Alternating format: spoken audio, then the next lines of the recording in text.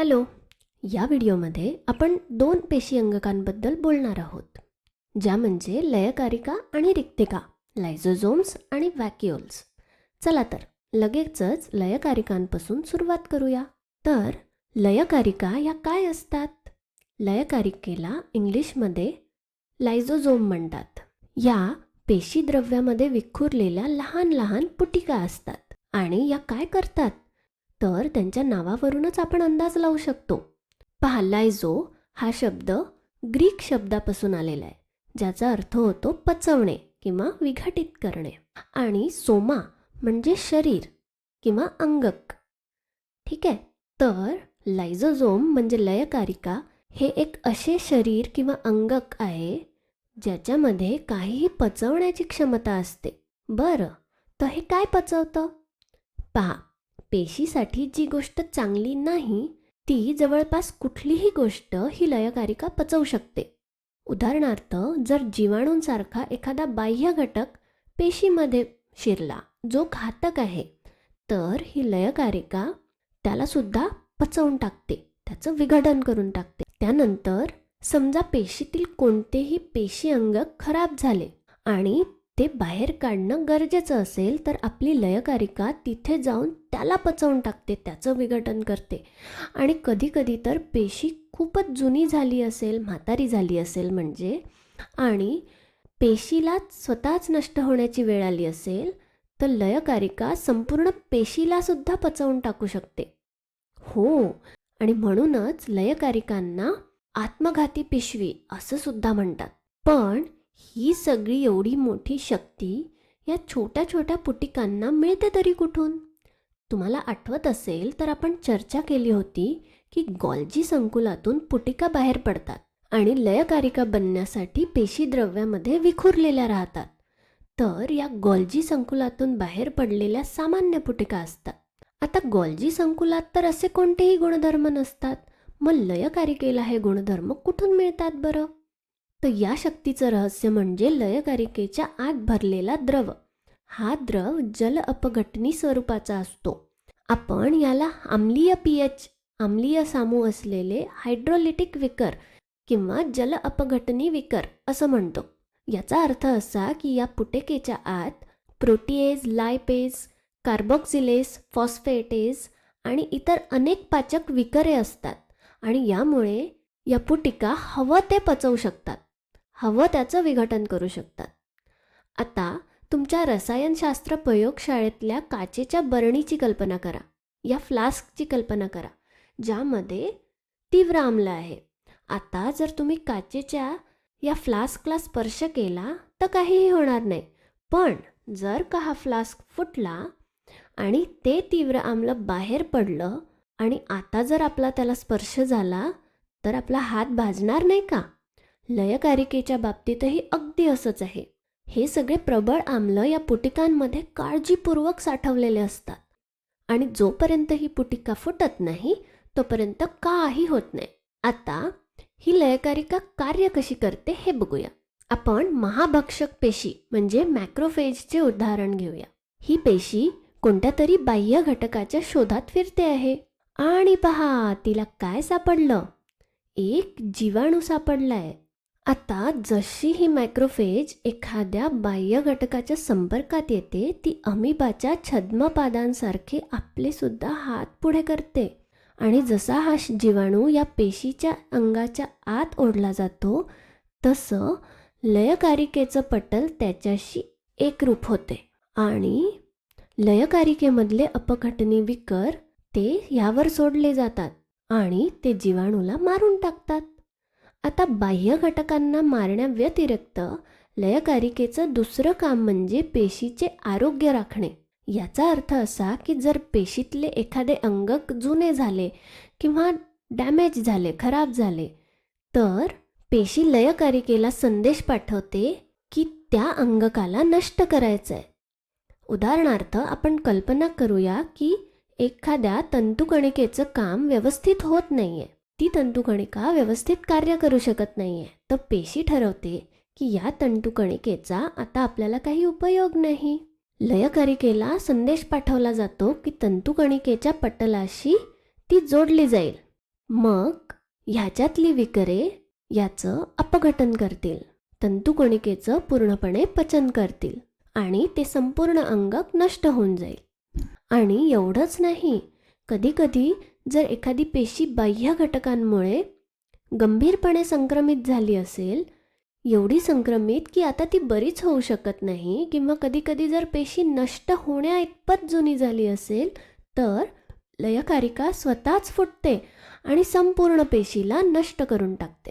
आणि लयकारिकेच्या या वेगवेगळ्या क्रियांना वेगवेगळी नावंसुद्धा आहेत. पहा, उदाहरणार्थ जर लयकारिका स्वतःच्याच पेशी अंगकांना पचवत असेल तर त्याला ऑटोफेजी किंवा स्वविघटन असं म्हणतात. याला स्वयंभक्षण असं सुद्धा आपण म्हणू शकतो. नंतर लयकारिका एकत्र येऊन संपूर्ण पेशीचंच विघटन करत असतील तर त्याला प्रोग्राम्ड सेल डेथ किंवा एपोप्टोसिस पेशी विघटन असं म्हणता येईल. आणि पेशी बाह्य पदार्थाचं पचन करत असेल तर त्याला हेटेरोफेजी असं म्हणतात. ठीक आहे, तर हे सगळं आहे लयकारिकेबद्दल. आता आपण ह्यानंतर रिक्तिकांबद्दल अभ्यास करूया. रिक्तिकेला इंग्लिशमध्ये व्हॅक्युओल म्हणतात. इथे आपण एक वनस्पती पेशी बघू शकतो, ज्यामध्ये हा मोठा निळा भाग आहे, त्याला रिक्तिका म्हणतात. आता कल्पना करा की ही रिक्तिका एखाद्या फुग्यासारखी आहे. आता या फुग्यामध्ये जर आपण खूप हवा भरली, अजून हवा भरली आणि अजून थोडी हवा भरतच राहिलो तर काय होईल असं वाटतं तुम्हाला? फुग्याचा आकार वाढत जाईल, नाही का? हा फुगा या पेशीच्या भित्तिकांवर दाब निर्माण करेल आणि जर असं होतच राहिलं तर पेशीचा आकार वाढेल, नाही का? तर रिक्तिका पेशीच्या आत नेमकं हेच करते, फुग्यासारखंच कार्य करते. पेशीचा आकार कायम राखणे हे तिचं मुख्य कार्य असतं. आणि तुम्हाला माहिती आहे का, रिक्तिका म्हणजे रिकामी जागा, बरोबर? पण या नावावरून फसू नका बरं का, कारण या रिक्तिका अजिबात रिक्त नसतात.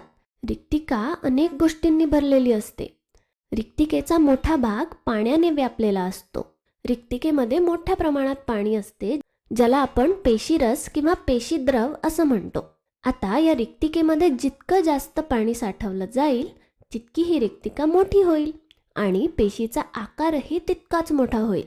त्यामुळे जसजशी रिक्तिका वाढते तसतशी पेशीसुद्धा वाढते. आणि या रिक्तिकेमध्ये पाण्याव्यतिरिक्त पेशीकडे असलेल्या अतिरिक्त गोष्टी साठवल्या जातात. तर रिक्तिकेमध्ये आढळणारे इतर प्रमुख घटक म्हणजे भरपूर आयन्स, पाण्यात विरघळणारी रंगद्रव्येसुद्धा यात सापडतात. पेशीत तयार झालेले टाकाऊ पदार्थसुद्धा रिक्तिकेमध्ये साठवले जातात. असं सगळं साठवण्याचं काम रिक्तिकेचं असतं, कारण इथे जितकं जास्त तितकं चांगलं असं असतं. रिक्तिकेच्या आत जितक्या जास्त गोष्टी असतील तितका तिचा आकार मोठा होतो आणि त्यामुळे पेशीचा आकारसुद्धा मोठा होतो. आता रिक्तिकेत साठवलेल्या या सगळ्या गोष्टींमुळे रिक्तिकेच्या भित्तिकेवर खूप दाब तयार होतो. तर मग पहा, रिक्तिकेच्या भित्तिकेला टोनोप्लास्ट म्हणतात. टोनो हा शब्द टेन्शन किंवा ताण या शब्दावरून आलेला आहे. रिक्तिकेमध्ये साठवलेल्या पदार्थांमुळे नेहमी निर्माण होणारा हा तणाव असतो. तर इथे आपण पाहिलं की रिक्तिका हे साठवणूक करते आणि पेशीला संरचनात्मक आधारसुद्धा देते. तसंच पेशीमधले अतिरिक्त पदार्थ पुनर्वापर करण्यासाठी वापरता येतील म्हणून ते सुद्धा इथे साठवले जातात, नाही का?